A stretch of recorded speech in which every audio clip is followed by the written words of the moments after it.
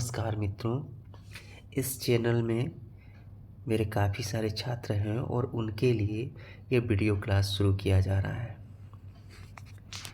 ये वीडियो सिर्फ क्लासेस के लिए है और बच्चों के लिए है। तो आइए अब मैं अपने क्लास की शुरुआत करता हूँ। सबसे पहले 12th क्लास के इतिहास का प्रथम चैप्टर है ईट मन के तथा अस्थियाँ।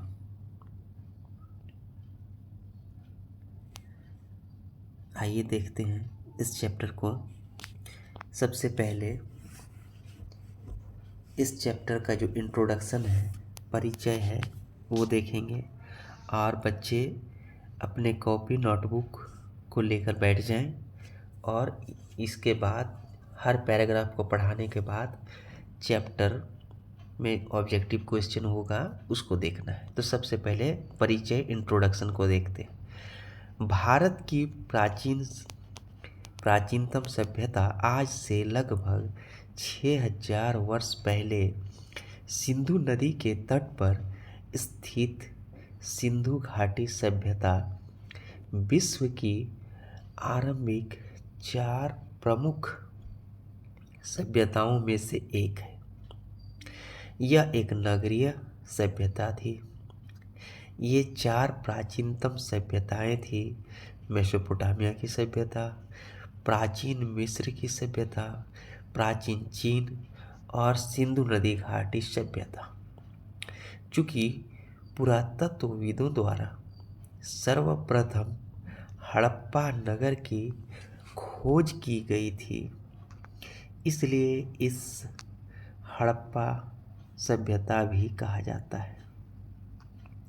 हड़प्पा पंजाब पाकिस्तान के मांटगोमरी जिले में था। यहाँ ये जानना आवश्यक है कि आज़ादी के समय पंजाब भारत और पाकिस्तान के बीच में विभाजित हो गया था। हड़प्पा के पश्चात पुरातत्वविदों ने इस सभ्यता के अन्य प्रमुख नगरों मोहनजोदड़ो, चंदूदड़ो, लोथल, कालीबंगा, रंगपुर, रोपड़, आलमगीरपुर आदि अनेकानेक नगरों की खोज की। यह पूरी सभ्यता एक त्रिभुजाकार क्षेत्र में फैली हुई थी। भारतीय सभ्यता के ये सभी प्रारंभिक नगर थे। इन सभी नगरों का पुरातत्वविदों ने जो उत्खनन किया, उससे इनकी अपनी कहानी लिखी गई। अब इससे जो ऑब्जेक्टिव प्रश्न बनते हैं, इसे नोट किया जाए। बच्चों, आप अपने नोटबुक को लें, कलम लें और तैयार हो जाएं इससे संबंधित प्रश्नों के लिए। प्रथम प्रश्न, सिंधु नदी घाटी सभ्यता आज से लगभग कितने वर्ष पूर्व शुरू हुई थी? इसका उत्तर है लगभग 6000 वर्ष पूर्व। दूसरा प्रश्न, प्राचीन विश्व की आरंभिक 4 सभ्यताओं के नाम क्या है? इसका आंसर है मेसोपोटामिया, प्राचीन मिस्र की सभ्यता, प्राचीन चीन की सभ्यता और सिंधु नदी घाटी सभ्यता।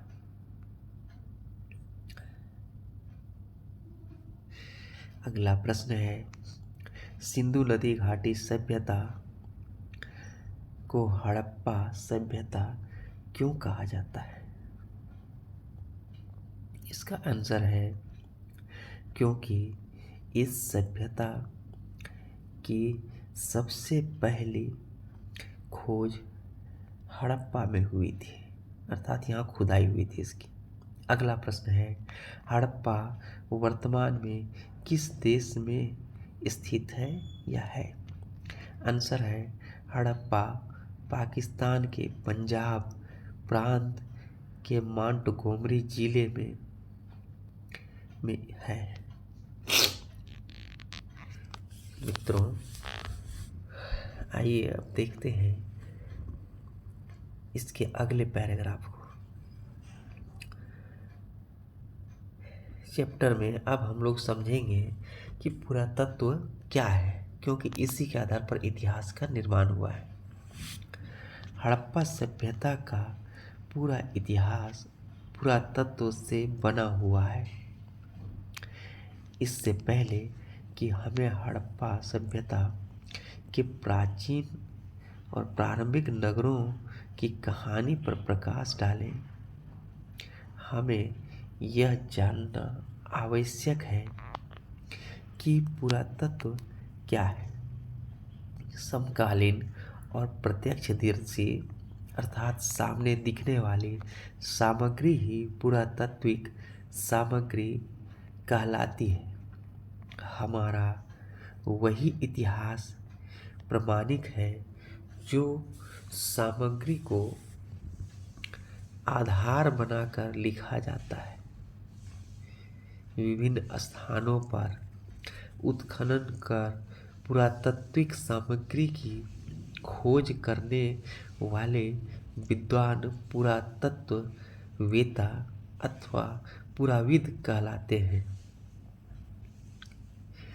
पुरातत्व वह विज्ञान है जिसके माध्यम से पृथ्वी के गर्भ या अंदर में छिपी हुई सामग्रियों की खुदाई कर अतीत का लोगों के भौतिक जीवन का ज्ञान प्राप्त किया जाता है या जा सकता है।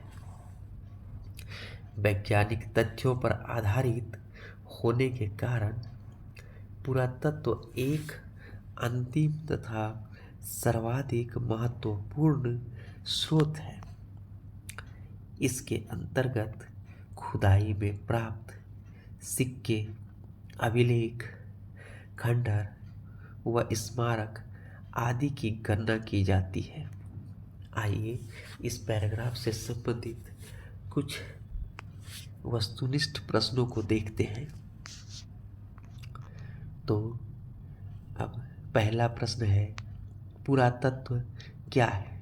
उत्तर है, उत्खनन या खुदाई से प्राप्त वो सामग्री या सामान जिससे इतिहास का निर्माण होता है।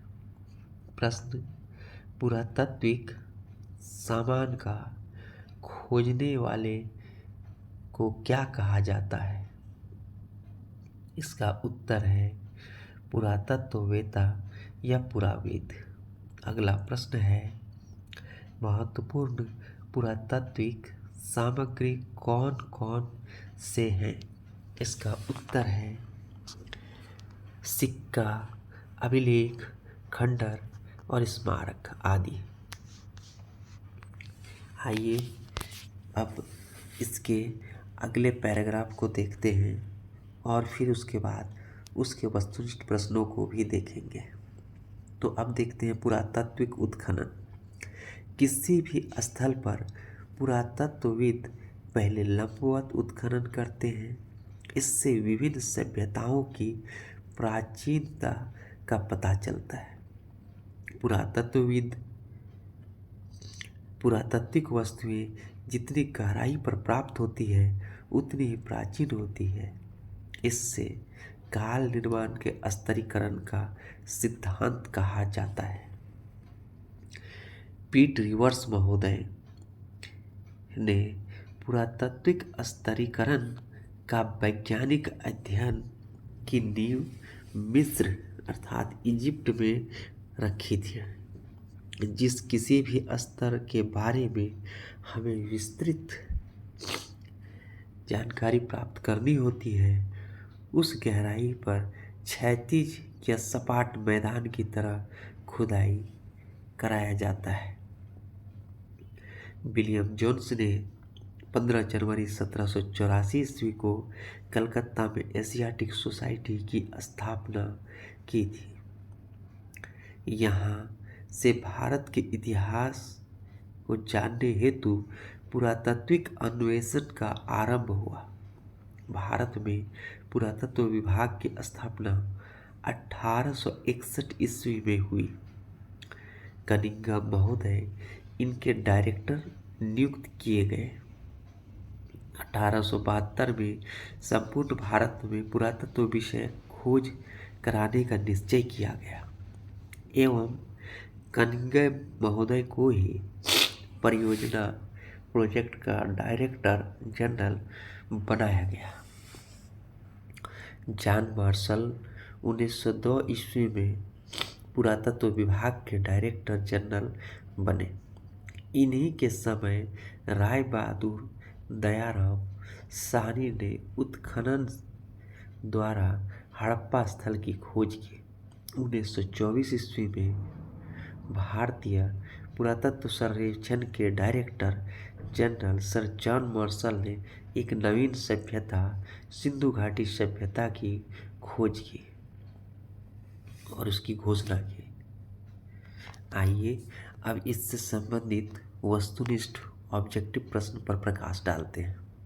प्रश्न, पुरातात्विक लंबवत उत्खनन से क्या पता चलता है? आंसर, उक्त स्थल के प्राचीनता का पता चलता है। दूसरा प्रश्न, स्तरीकरण के सिद्धांत की वैज्ञानिक नींव किसने और कहाँ रखा? आंसर है पीट रिवर्स महोदय ने मिस्र में रखा। अगला प्रश्न, किसी स्थान के क्षैतिज उत्खनन से क्या पता चलता है? आंसर है एक ही काल के बारे में विस्तृत जानकारी प्राप्त होती है। अब अगला प्रश्न देखते हैं, एशियाटिक सोसाइटी की स्थापना कब और किसने की? आंसर है विलियम जोन्स ने 15 जनवरी 1784 ईस्वी को कोलकाता में किया। भारत में पुरातत्व विभाग की स्थापना कब हुई? 1861 ईस्वी में। डायरेक्टर जनरल कनिंघम थे इस समय। सर जॉन मार्शल ने पुरातत्व विभाग का डायरेक्टर जनरल कब बने?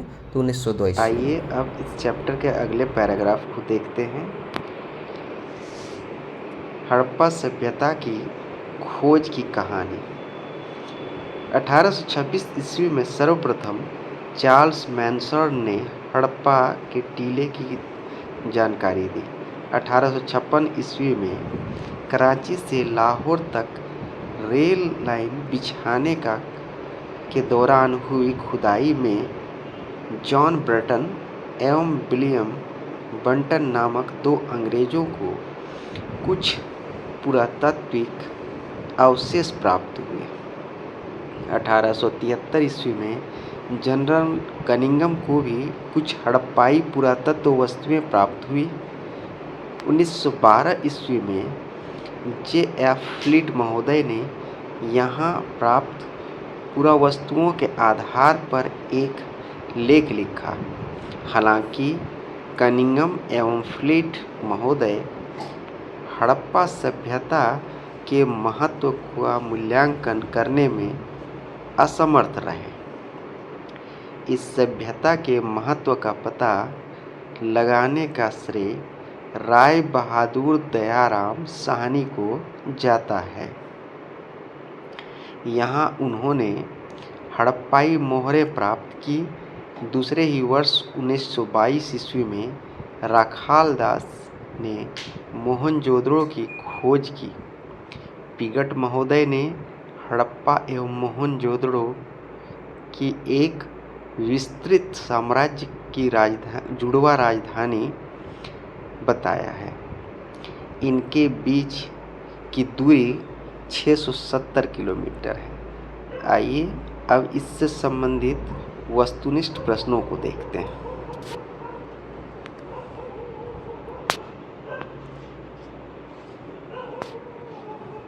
प्रश्न, हड़प्पा टीले की जानकारी सर्वप्रथम किसने दी? उत्तर, चार्ल्स मैनसर ने 1826 ईस्वी में। दूसरा प्रश्न, किन 2 अंग्रेजों को 1856 ईस्वी के कराची से लाहौर रेल लाइन बिछाने के दौरान हड़प्पा के कुछ अवशेष प्राप्त हुए? उत्तर है जॉन ब्रेटन और विलियम बंटन। अगला प्रश्न है, फ्लीट ने कब हड़प्पा के अवशेषों के बारे में एक लेख लिखा?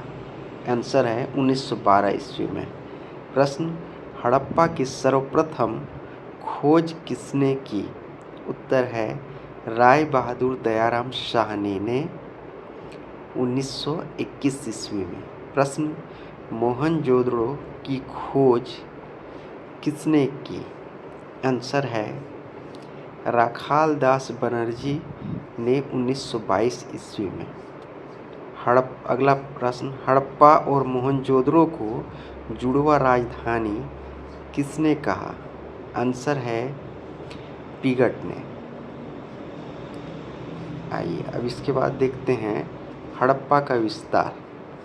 रंगनाथ राव महोदय के अनुसार हड़प्पा सभ्यता की विस्तृत पूर्व से पश्चिम तक 1600 किलोमीटर एवं उत्तर से दक्षिण 1600 किलोमीटर है, परंतु उत्तर में सरायकेला आदि स्थानों की प्राप्ति से यह सीमा और बढ़ गई है।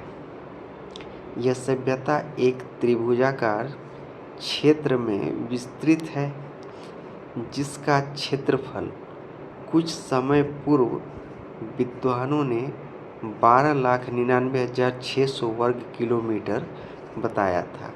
यह सभ्यता उत्तर में जम्मू के अखनूर से लेकर दक्षिण में नर्मदा नदी के तट तक एवं पश्चिम में बलूचिस्तान के मकरान समुद्र तट से लेकर पूर्व में मेरठ तक विस्तृत है। इस सभ्यता का क्षेत्रफल मिस्र से 20 गुना तथा मेसोपोटामिया और मिस्र दोनों को सम्मिलित क्षेत्रफल से 12 गुना अधिक है। अब इससे संबंधित कुछ प्रश्न। रंगनाथ राव के अनुसार हड़प्पा की लंबाई चौड़ाई कितने किलोमीटर की है? उत्तर पूर्व से पश्चिम 1600 किलोमीटर और उत्तर से दक्षिण 1600 किलोमीटर। प्रश्न, हड़प्पा सभ्यता का क्षेत्रफल कितना किलोमीटर है? आंसर है 12,99,600 किलोमीटर वर्ग किलोमीटर। सिंधु सभ्यता की सीमा कहाँ तक थी? उत्तर पूर्व में मेरठ, पश्चिम में बलूचिस्तान के मकरान समुद्र तट, उत्तर में जम्मू कश्मीर के अखनूर और दक्षिण में नर्मदा नदी का समुद्र तट।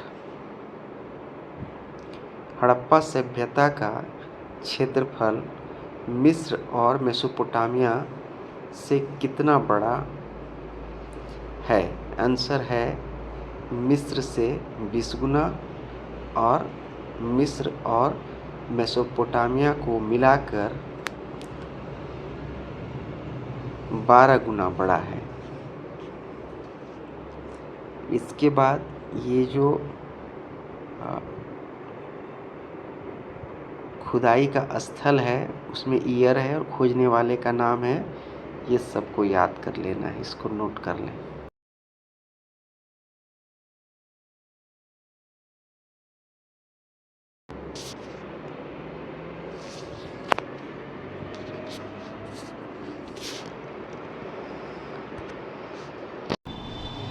तो क्लास को हम आगे बढ़ाते हैं और इसमें भारतीय इतिहास भाग 1 में ईंट मनके और अस्थियां जो है, इससे इस चैप्टर को पढ़ते हुए हमने इसके कई पैरा को पढ़ लिया था और इससे प्रश्न और उत्तर को भी हमने पूरा कर लिया था।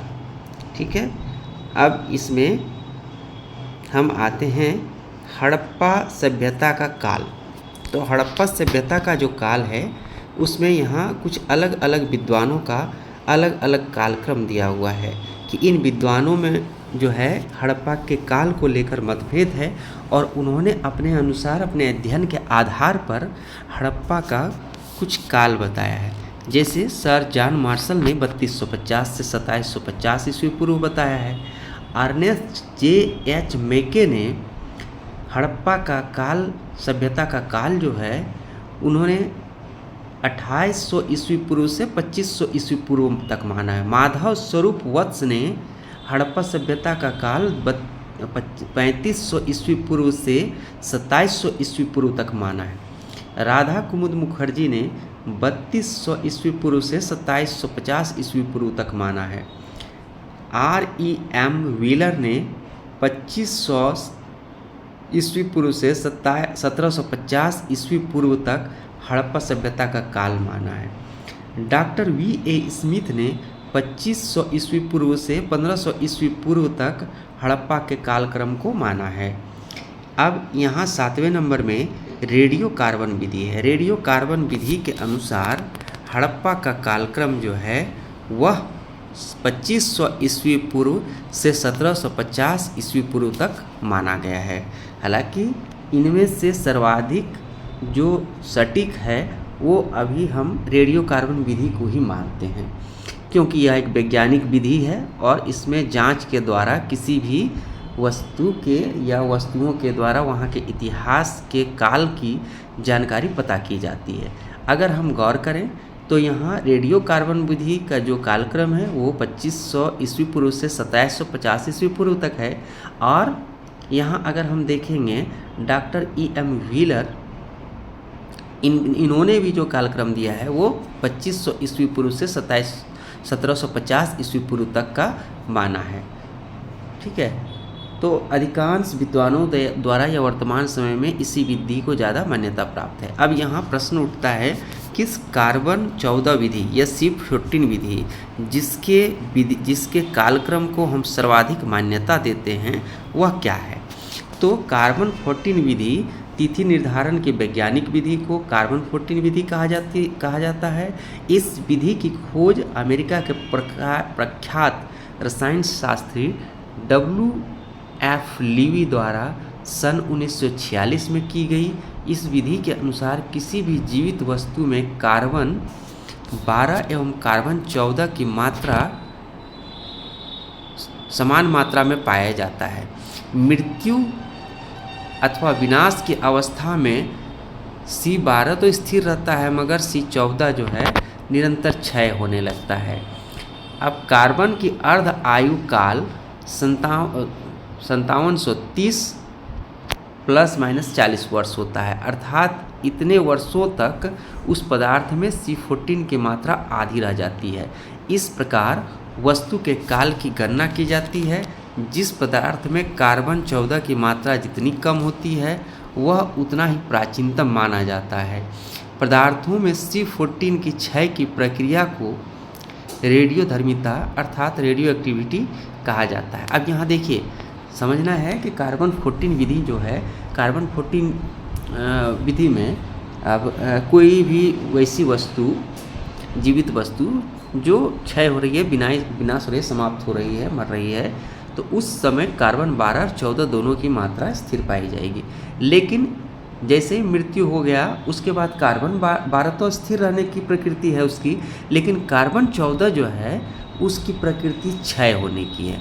तो अब जितना समय बीतेगा उतना ही कार्बन क्षय होते चला जाएगा और जितना क्षय हुआ चीज़ मिलेगा, यानी कि जो मृत पदार्थ मुझे मिला उसमें कार्बन 14 की मात्रा जितनी कम मिलेगी उतना ही वह प्राचीन होगा।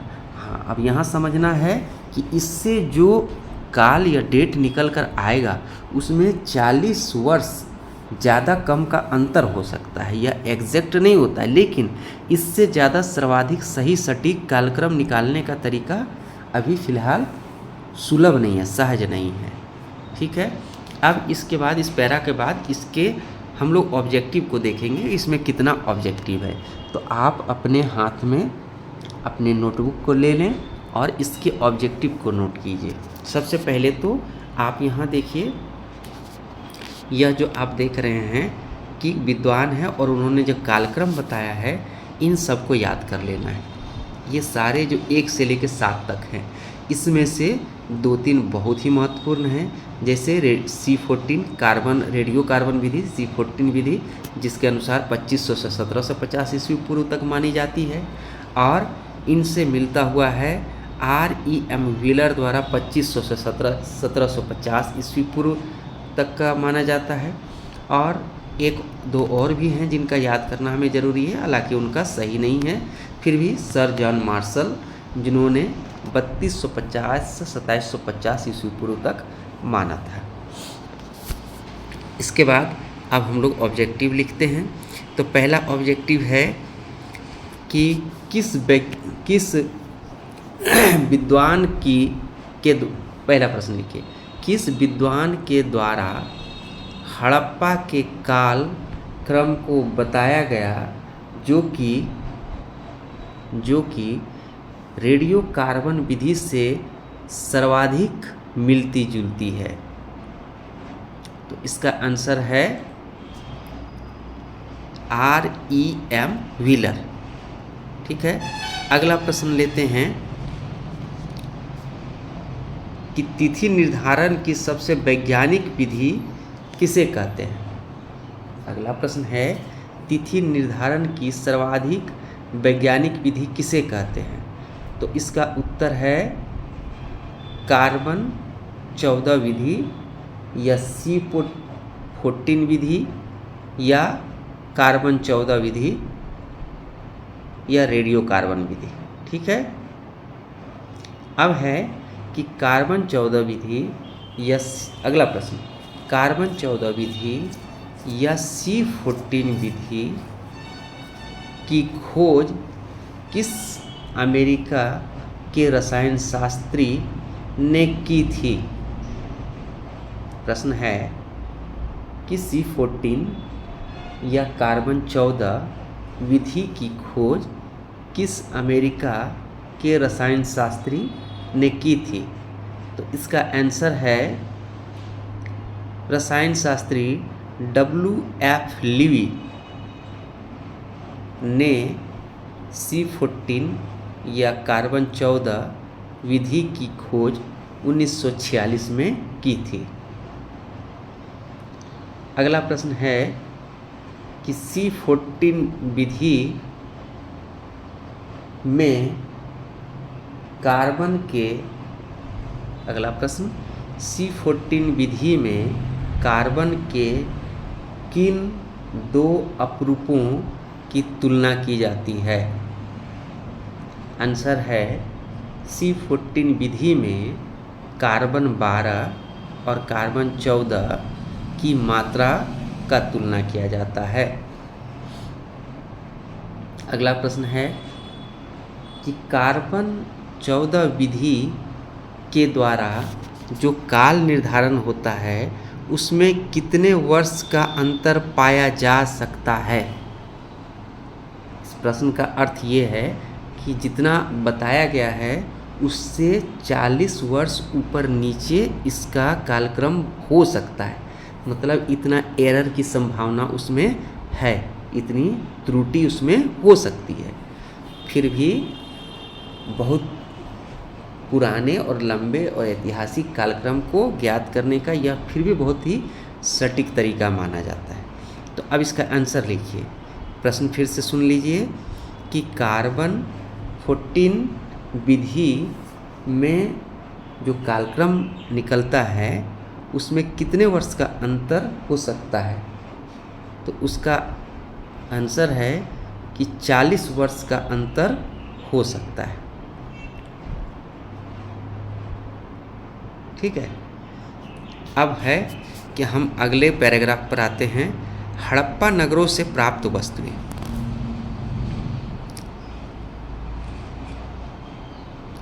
पुरातत्वविदों ने सभ्यता के विभिन्न स्थलों से पुरातात्विक उत्खनन द्वारा विभिन्न पुरातात्विक सामग्री प्राप्त की। इनके द्वारा प्रस्तुत की गई पुरातात्विक रिपोर्टों में इन वस्तुओं का उल्लेख मिलता है। हड़प्पा सभ्यता के कुछ प्रमुख शहरों में निम्नानुसार सामग्री प्राप्त हुई है।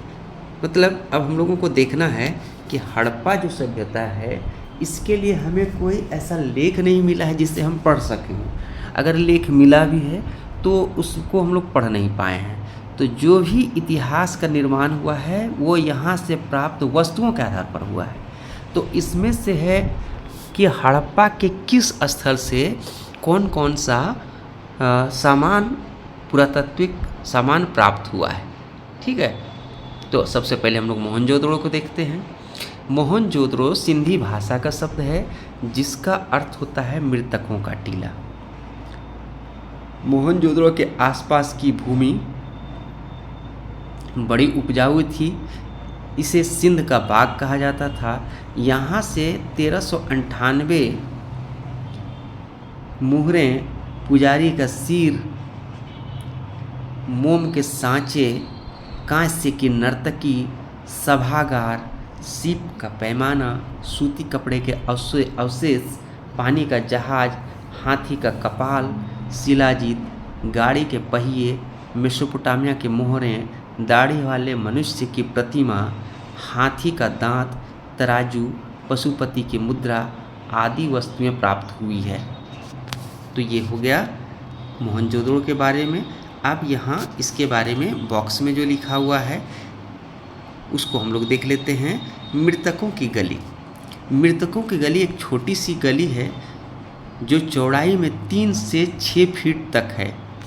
वह स्थान जहाँ से गली बाईं ओर पश्चिमी दिशा में मुड़ती है, वहाँ एक वयस्क की खोपड़ी के हिस्से, छाती और ऊपरी भुजा में कुछ अस्थियाँ खोजी गई है। सभी बहुत भुरभुरी अवस्था में है। यह शरीर पीठ के बल पर गली के विकर्ण के रूप में 4 फुट 2 इंच की गहराई में पड़ा हुआ था। पश्चिम ओर से 15 इंच पर एक छोटी सी खोपड़ी के कुछ टुकड़े थे। इन्हीं अवशेषों के कारण इसे मृतकों की गली का नाम दिया गया है। और इसका स्रोत है जॉन मार्शल, मोहनजोदड़ो और सिंधु सभ्यता 1931। ठीक है, अब अभी हमारा जो टॉपिक है वह है हड़प्पा के नगरों से प्राप्त वस्तुएं। तो हड़प्पा के नगर की जो वस्तुएं प्राप्त हुई है उनमें से मोहनजोदड़ो की वस्तुएं हमने देख ली है। ठीक है, तो अब इसमें से हम देख लेते हैं मोहनजोदड़ो का जो सारा चीज़ है उसमें क्या क्या बहुत महत्वपूर्ण है। तो एक तो है सभागार। मोहनजोदड़ो में जो सभागार मिला है वो बहुत ही महत्वपूर्ण है। पुजारी का सिर बहुत महत्वपूर्ण है। कांस्य की नर्तकी यह बहुत महत्वपूर्ण है।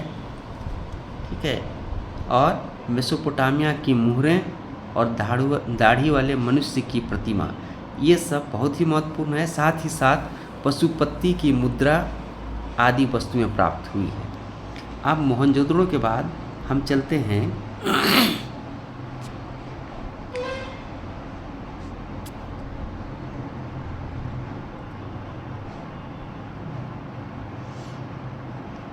हड़प्पा के पास।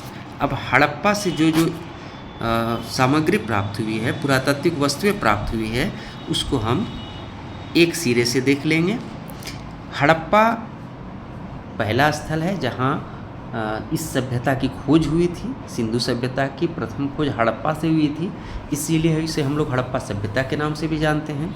यहाँ से स्त्रियों की लघु मृण मूर्तियाँ, स्त्रियों की मूर्ति जिनके गर्भ से पौधा निकलता हुआ दिखाई पड़ता है, पत्थर के सिसन व योनि, ठोस पहिए की गाड़ी, प्रसाधन मंजूषा, RH 37 कब्रिस्तान, लकड़ी का हल, लेख युक्त वाले बर्तन, मुखौटे, शंख का बैल, तांबे की मुहरें, जौ, गेहूँ, भूसी, मटर व तिल की खेती का प्रमाण एवं खरगोश के चित्र वाली मुद्रा मिली है। अब हड़प्पा में जो प्रमुख चीज़ें हैं उनमें एक है स्त्री की मूर्ति जिससे गर्भ से पौधा निकलता हुआ दिखाई देता है। प्रायः भारत में धार्मिक कई ऐसी मतलब चित्र हैं जिसमें इस तरह की चीज़ें दिखाई देती है कि स्त्री के गर्भ से और वो एक फूल निकला हुआ दिखाई दे रहा है या उससे एक पौधा निकला हुआ दिखाई दे रहा है। ठीक है, पत्थर का सीसन व योनि, दैट मीन्स कि जो पुरुषलिंग स्त्रीलिंग जो दोनों होता है उसका पत्थर का बना हुआ, ठोस पहिए की गाड़ी मिली है। ठीक है, इसके अलावा भी बहुत सारी चीज़ें मिली है जो यहाँ बताया जा चुका है, इसको हम एक एक करके देख चुके हैं। ठीक है, हड़प्पा के बाद अब हम आते हैं चानूदड़ों में। तो चानूदड़ों में क्या क्या प्राप्त हुआ है वो हम देख लेते हैं एक एक सिरे से। चानूदड़ों से मनके बनाने का कारखाना, अलंकृत हाथी, श्वान, पीतल की बतख, लिपस्टिक, तराजू, बैलगाड़ी आदि मिले हैं। चानूदड़ों यह मोहनजोदड़ो से 128 किलोमीटर दूर स्थित है। इसके बाद है लोथल। लोथल जो है यह समुद्र के किनारे है। तो यहाँ से क्या है कि यहाँ फारस की मोहरें, फारस यानी वर्तमान में ये ईरान का इलाका है, धान व बाजरे की खेती के प्रमाण, ठीक है, आटा पीसने की चक्की मिली है, हाथी के दांत का पैमाना मिला है, मनकों का कारखाना मिला है, कुत्ते की मूर्ति मिली है, बकरी की हड्डियाँ मिली है, 3 युगल समाधान एवं गोदी बंदरगाह के प्रमाण मिले हैं। ठीक है, अब इसके बाद हम लोग देखेंगे कालीबंगा से क्या क्या चीज़ें प्राप्त हुई है। कालीबंगा यहाँ से अग्निकुंड, बेलनाकार मोहरें, अलंकृत फर्श, तांबे के बैल की मूर्ति, लकड़ी की नाली, नक्काशीदार ईंटें, मस्तिष्क, शोध की बीमारी वाला कपाल, हल से जुते हुए खेत के साक्ष्य एवं भूकंप के प्राचीनतम प्रमाण मिले। अब बनावली से यहाँ से चक्राकार अंगूठियाँ, नाक व नाक कान की बालियाँ, मछली पकड़ने का कांटा, मिट्टी के बने खिलौने आदि मिले हैं।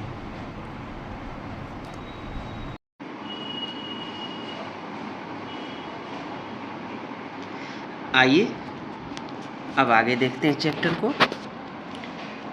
उद्धरण, किसी बड़े स्थल की पुरातात्विक रिपोर्ट। अब इसके माध्यम से इतिहास निर्माण को समझते हैं। पुरातात्विक रिपोर्ट के आधार पर हम समझते हैं आगे इस चैप्टर को और उसके विषय वस्तु को। Rai Bahadur Dayaram Sahni, Rakhal Das Banerjee, NG Majumdar, Ernest JH Mackay, Ravindra Singh Bisht, सूरज भान, यगदत्त शर्मा, BB लाल, जगपति जोशी एवं रंगनाथ राव आदि ने हड़प्पा सभ्यता की विभिन्न स्थलों से के उत्खनन के उपरांत पुरातात्विक रिपोर्ट प्रस्तुत की थी। इन पुरातात्विक रिपोर्टों में विभिन्न स्थलों पर पुरातात्विक सामग्री का विस्तृत विवरण प्रस्तुत किया गया। इन पुरातत्वविदों ने स्वयं भी अपनी रिपोर्टों में कुछ प्राप्त वस्तुओं का वैज्ञानिक विश्लेषण प्रस्तुत किया है। इन्होंने वर्तमान में प्रचलित सामग्री से यहाँ प्राप्त सामग्री की तुलना कर वर्तमान के अन्य विद्वानों ने भी अपना पृथक विश्लेषण प्रस्तुत किया है। ठीक है, अब यहाँ थोड़ा सा फिर से इसको हम देख लेते हैं। इन पुरातत्वविदों ने स्वयं भी अपनी रिपोर्टों में कुछ प्राप्त वस्तुओं का वैज्ञानिक विश्लेषण प्रस्तुत किया है। इन्होंने वर्तमान में प्रचलित सामग्री से यहाँ प्राप्त सामग्री की तुलना कर अपने निष्कर्ष प्रस्तुत किए हैं। इनके द्वारा प्रस्तुत निष्कर्षों के आधार पर वर्तमान के अन्य विद्वानों ने भी अपना पृथक विश्लेषण प्रस्तुत किया है। चूँकि अभी तक हड़प्पा सभ्यता की लिपि पढ़ी नहीं जा सकी है, अतः सभी निष्कर्ष अनुमानों पर ही आधारित है। इसी कारण यहाँ प्राप्त पुरातात्विक सामग्री के बारे में मतभेद भी हैं, मगर अधिकांशतः विद्वानों की राय प्रायः एक सी रही है। अब देखिए, यहाँ एक चीज़ है कि जो चीज़ें प्राप्त हुई हैं और उसके आधार पर जो रिपोर्ट बनाया गया है, तो ये रिपोर्ट कोई ऐसा बिल्कुल काल्पनिक रिपोर्ट नहीं है, बल्कि उस पर बहुत आधार किया गया है और बहुत कोशिश की गई है कि एक सच्चाई इससे निकले, इस तरह का निष्कर्ष या अनुमान दिया गया है। यह कोई बिल्कुल कपोल कल्पना या परिकथा की तरह अनुमान नहीं है। ठीक है, और यही कारण है कि अभी भी इतिहास में जो कुछ लिखा गया है उसके बारे में अधिकांशतः विद्वान एक ही तरह का मत रखते हैं। अब आगे देखते हैं। प्रख्यात पुरातत्वविद अर्नेस्ट J.H. मैके महोदय ने मोहनजोदड़ो में हुए उत्खनन पर 1937 में एक report further excavation of Mohenjodaro प्रस्तुत की। मैके को यहाँ एक वर्तमान की पत्थर की चक्की की तरह का एक अवतल पत्थर मिला, साथ ही सिल पर बट्टे की तरह का एक पत्थर भी मिला। उन्होंने इसे अवतल चक्की की संज्ञा देते हुए लिखा है कि अवतल चक्की यहाँ अधिक संख्या में प्राप्त हुई हैं।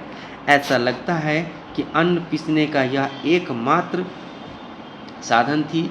ये चक्कियाँ साधारणतः रूप से कठोर, पथरीले, आग्नेय अथवा बलुआ पत्थर द्वारा बनी थी एवं इनके अत्यधिक प्रयोग के संकेत मिलते हैं। चूँकि इन पत्थर की चक्कियों के तल सामान्यतः उत्तल हैं, अतः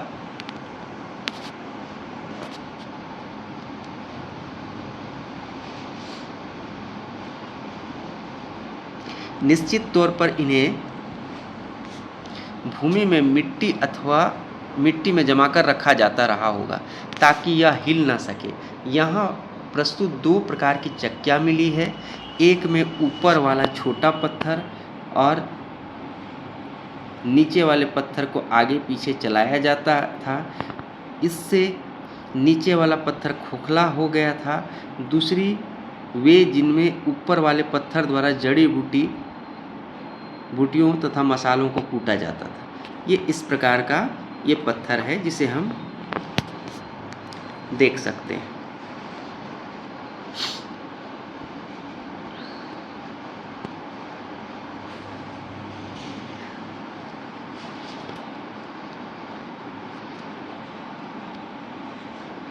अर्नेस्ट J.A. मैके द्वारा मोहनजोदड़ो की खुदाई पर प्रस्तुत इस रिपोर्ट में वर्तमान की चक्कियों को ध्यान में रखते हुए यहाँ के उत्खनन से प्राप्त इसी के अनुरूप पत्थर के आकृति को संज्ञा देते हुए पूर्व में उसका विस्तृत विवरण प्रस्तुत किया है।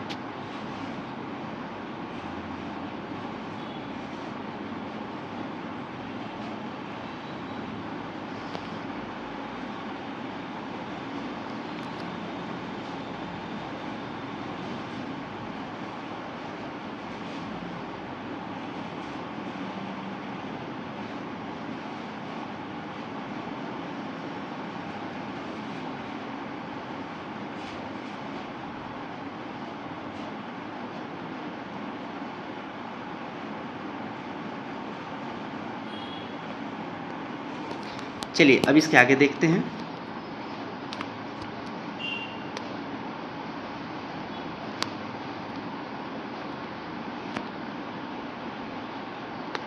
पुरातात्विक रिपोर्ट का इतिहास लेखन में इतिहासकारों द्वारा उपयोग।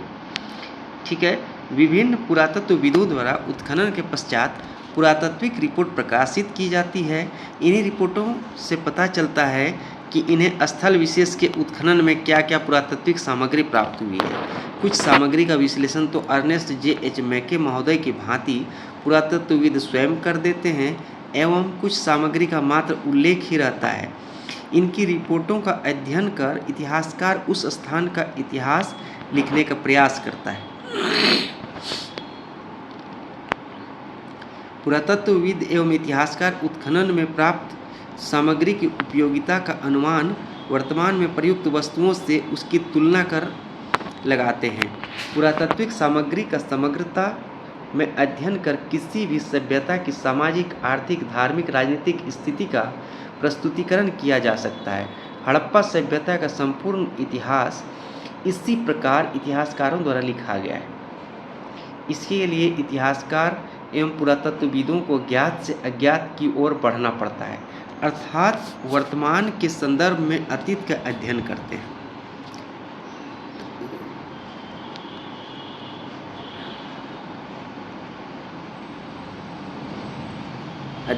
हैं। मोहनजोदड़ो में ये फोटो यहाँ देख लेते हैं। मोहनजोदड़ो में 39 फीट चौड़ा और 39 फीट लंबा, 23 फीट चौड़ा और 8 फीट गहरा विशाल स्नानागार मिला है। एवं अनुमान लगाया गया है कि यह संभवतः धार्मिक अनुष्ठान के समय उपयोग में लाया जाता होगा। कालीबंगा से अग्निकुंड एवं लोथल से वेदियाँ मिली है, वे भी यहाँ होने वाले धार्मिक अनुष्ठानों की ओर संकेत करती हैं। कुछ मुहरों पर भी धार्मिक अनुष्ठानों के चित्र मिलते हैं। मोहनजोदड़ो में एक आदमी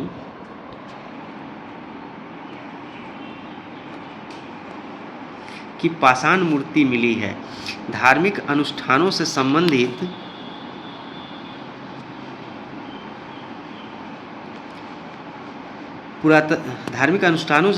पुरातात्विक सामग्री की बहुलता देखते हुए इसे पुरोहित राजा की संज्ञा दी गई है।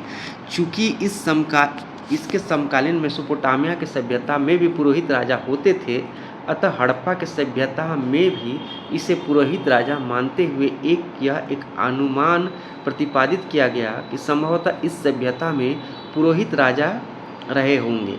इसी आधार पर मोहनजोदड़ो में मिले एक विशाल भवन को भी एक राजप्रसाद की संज्ञा दी गई है। यहाँ यह समझना उचित होगा कि हड़प्पा सभ्यता में शासक के रूप में कौन थे ये बहुत स्पष्ट नहीं है, फिर भी धार्मिक अनुष्ठानों को यहाँ बहुत बहुलता मिली है और आज भी इस क्षेत्र में धर्म का बहुत बड़ा प्रभाव है, चाहे वो किसी भी धर्म का हो। तो इसमें क्या है, यह समझा जाता है कि शासन का केंद्र यानी जो शासक रहे होंगे वो पुरोहित रहा होगा, तो पुरोहित राजा की यहाँ संज्ञा दी गई है। और मोहनजोदड़ो में जो एक विशाल भवन मिला है उसे राजप्रसाद यानी कि जहाँ से राजा अपना शासन चलाते थे रहते थे उसका अनुमान लगाया गया है और उसकी संज्ञा दी गई है कि मोहनजोदड़ो में जो विशाल भवन मिला है वह एक राजप्रसाद था। अब आगे देखते हैं।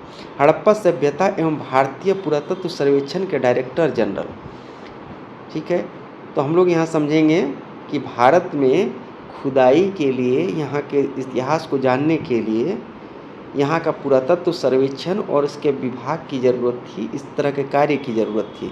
और हड़प्पा सभ्यता और भारतीय पुरातत्व सर्वेक्षण के डायरेक्टर जनरल जो बने, उन्होंने इस काम को बहुत अच्छी तरह से निष्पादित किया। आगे देखते हैं।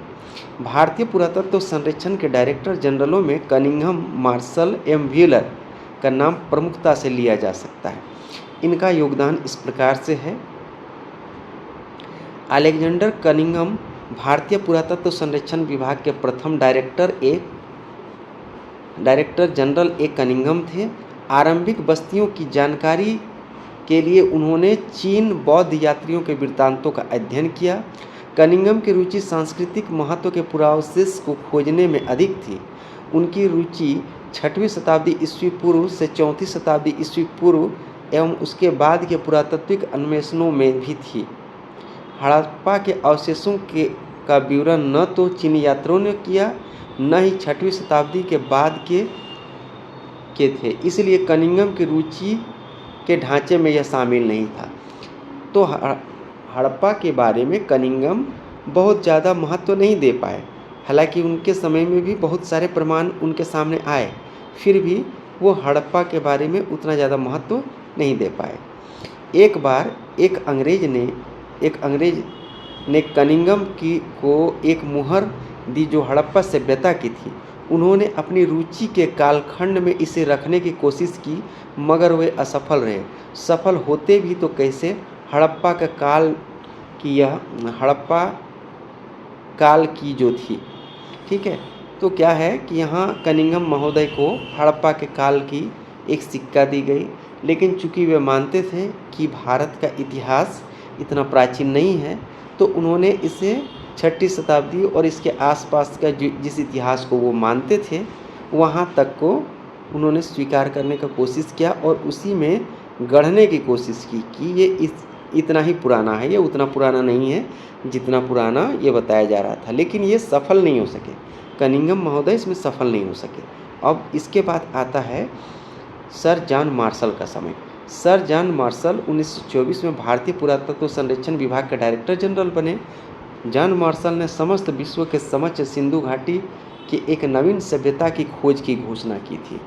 हालांकि देखिए, जॉन मार्शल की हड़प्पा की खोज की शुरुआत 1921 में शुरू हो गई थी, लेकिन घोषणा हुई 1924 में, ठीक है। इस तारतम्य में एस एन राय ने लिखा है कि मार्शल ने भारत को जहाँ पाया था उससे 3000 वर्ष पीछे छोड़ा। इस प्रकार विश्व को मेसोपोटामिया के समकालीन एक नवीन सभ्यता की जानकारी मिली। उनके कार्यों का मूल्यांकन इस प्रकार किया जा सकता है। तो हम देखते हैं कि जॉन मार्शल के समय में भारत का इतिहास जितना प्राचीन माना जाता था, उन्होंने अपने अध्ययन, अपने कार्यों और अपने जो उत्तरदायित्व को पूरा करते हुए इस इतिहास को 3000 साल पीछे तक पहुंचा दिया।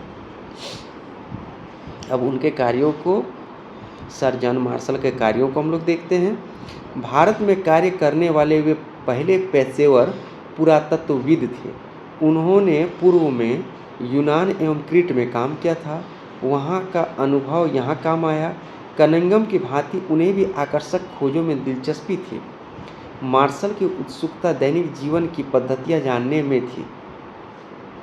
उत्खनन में स्तर विन्यास, दूसरा है उत्खनन में स्तर विन्यास का विशेष ध्यान रखना होता है। मार्शल ने स्तर विन्यास को अनदेखा करते हुए पूरे टीले की समान परिमाण में 36 इकाइयों को एकमुश्त उत्खनन कराया। इससे पृथक पृथक स्तरों के स्तंभ होने के कारण एक विशेष से प्राप्त होने वाले पुरावस्तुओं को सामूहिक रूप से वर्गीकृत किया जाता था।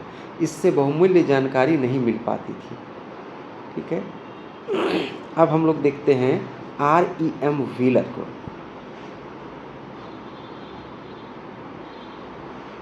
व्हीलर 1944 में 1944 में पुरातात्विक संरक्षण के डायरेक्टर जनरल बने। उन्होंने मार्शल के विपरीत यह माना कि एक समान 36 इकाइयों के आधार पर खुदाई के स्थान पर टीले का स्तर विन्यास का अनुसरण करना अधिक आवश्यक था।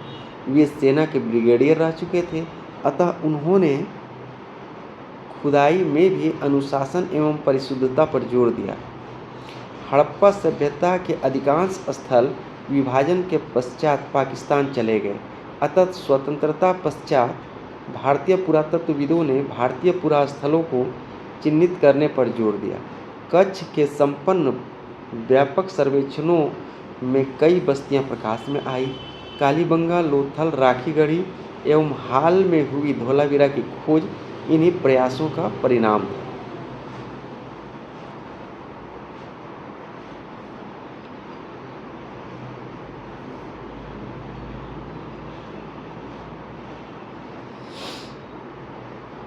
अब आगे देखते हैं। हड़प्पा एवं मोहनजोदड़ो को और अधिक जानकारी के लिए भारतीय तथा विदेशों विद्वानों ने रुचि ली। आधुनिक वैज्ञानिक तकनीकों का प्रयोग किया। प्राप्त पुरावशेषों और वैज्ञानिकों दृष्टि से सूक्ष्म अध्ययन कर नवीन तथ्यों को प्रकाश में लाया। लोथल में एक गोदी डॉकयार्ड मिला, साथ ही फारस की कुछ मोहरें मिली।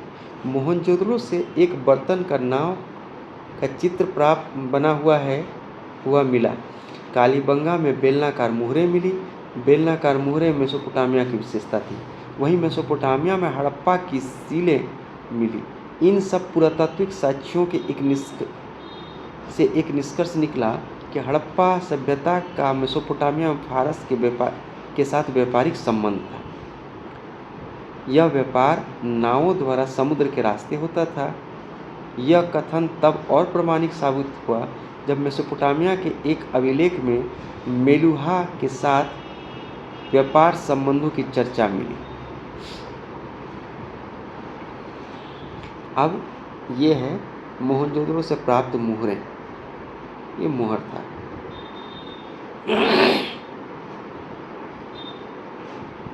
वर्तमान में शिवलिंग की भांति भी कुछ पत्थर की विभिन्न स्थलों में खुदाई में से मिले हैं। अब चूंकि यहाँ धर्म का विशेष महत्व था, अतः यह लिंग भी हो सकता है और खेल की गोटियाँ भी। बनावली से कुछ खिलौने भी मिले हैं। एक पक्की मिट्टी का खिलौना गाड़ी भी मिली है। अतः इसका विश्लेषण पुरातत्वविद अर्नेस्ट J.H. मैके ने 1948 ईस्वी में अर्ली इंडस सिविलाइजेशन में इस प्रकार किया। लाजवर्द, मनी, जैस्पर,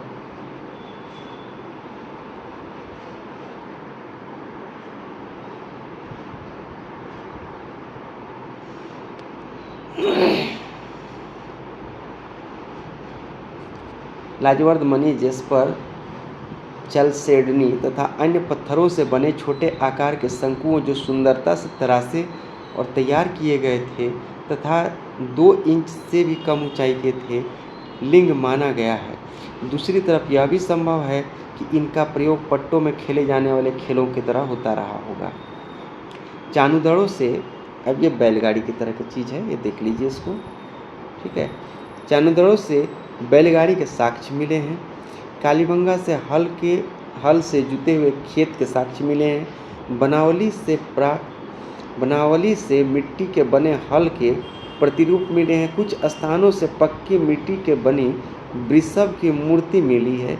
एक स्थान से चित्र में दिखाई गई पक्की मिट्टी की खिलौना गाड़ी मिली है। इनसे अनुमान लगाया जा सकता है कि हड़प्पा सभ्यता में बैलगाड़ी चलती होगी जो कि सामान ढोने का कार्य करती होगी।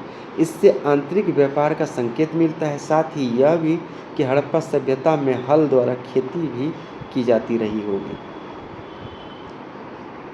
पक्की मिट्टी से बनाई यह वृषभ का चित्र है। अब आगे देखते हैं। हड़प्पा सभ्यता के उत्खनन में अत्यधिक संख्या में नारी मूर्तियां मिली हैं। मोहनजोदड़ो से जो धातु की बनी मूर्ति मिली है वह आभूषणों से अलंकृत है। इसे कुछ विद्वानों ने मातृ देवी की मूर्ति कहा है। मोहनजोदड़ो से ही एक अन्य नृत्य करती मिट्टी की मूर्ति प्राप्त हुई है। इससे विद्वानों ने यह अनुमान प्रस्तुत किया है कि हड़प्पा सभ्यता के परिवार मातृसत्तात्मक होते थे।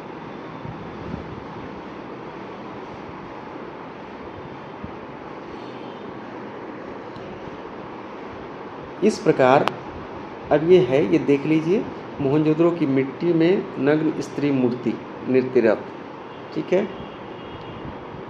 इस प्रकार पुरातात्विक रिपोर्ट में संगोपांग अध्ययन कर, विदेशी सभ्यताओं से तुलना कर, वर्तमान के संदर्भ में इनका अध्ययन कर, इतिहासकार किसी भी उत्खनित स्थल का सामाजिक, धार्मिक, राजनीतिक और आर्थिक इतिहास लिखने का प्रयास करते हैं।